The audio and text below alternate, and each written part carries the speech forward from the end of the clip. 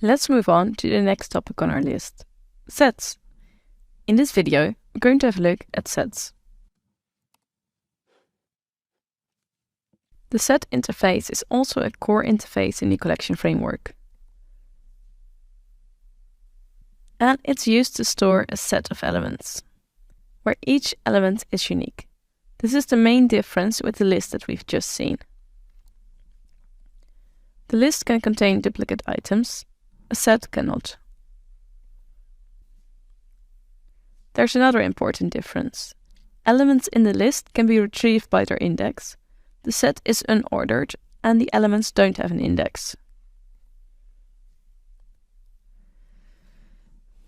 But just like list, the set interface extends the collection interface and provides additional methods for manipulating elements in the set. Alright, enough talking. Let's see some code examples of using the set interface. So I'm going to create a set of type integer right now. And just like list, I need to import set. It's in the Java util library. And then I'm just going to call this int set. And then I'm going to create a new hash set. Now let's add some numbers to our set.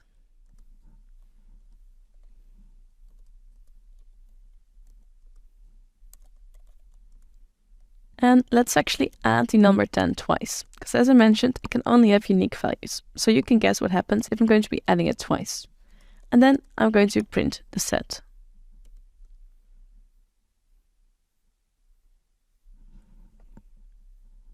And as you can see, it contains 110, not even in the order that I added them, and 10 is only in there once.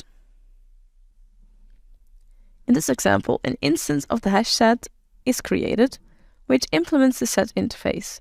The add method is used to add elements to the set. And the set can only contain unique elements. If you add a value twice, it won't crash, it'll just keep it only in there once. The helpful methods on set are very similar, so instead I want to show you something else. We can use it for the collections in the collection framework as well. So let's just say for integer I in our integer set, go ahead and print it.